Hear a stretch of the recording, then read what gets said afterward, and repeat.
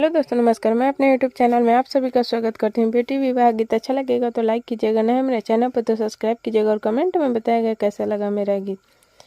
पापा ना देखूं बाग बगीचा, पापा ना देखूं बाग बगीचा, पापा ना देखूं घनी फूलवार, कहाँ रे दल उतरी, पापा ना देखूं घनी फूलवार, कहाँ रे दल उतरी।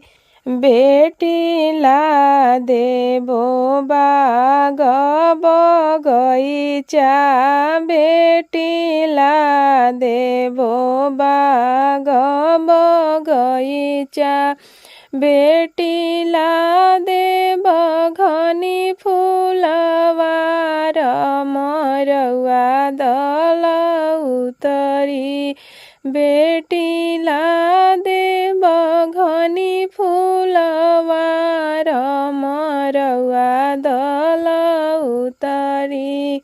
बेटी किया तोहरो सरिया पुरान अइले, बेटी किया तोहरो सरिया पुरान अइले, बेटी किया तोहर गहना पुरान हो, बेटी किया तोहर गहना पुरान हो, काहे रे मन बेइल, बेटी किया तोहर गहना पुरान हो, काहे रे मन बेइल। पापा ना हमरो सरिया पुरान अइले, पापा ना हमरो सरिया पुरान अइले, पापा ना अइले गहना पुरान हो, नाही रे मन धूमिल, पापा ना अइले गहना पुरान हो, नाही रे मन धूमिल। पापा एक वचन रौरा चुकनी, पापा एक वचन रौरा चुकनी, पापा हम गोर बर सामर, एही से मन धूमिल, पापा हम गोर बर सामर, एही से मन धूमिल।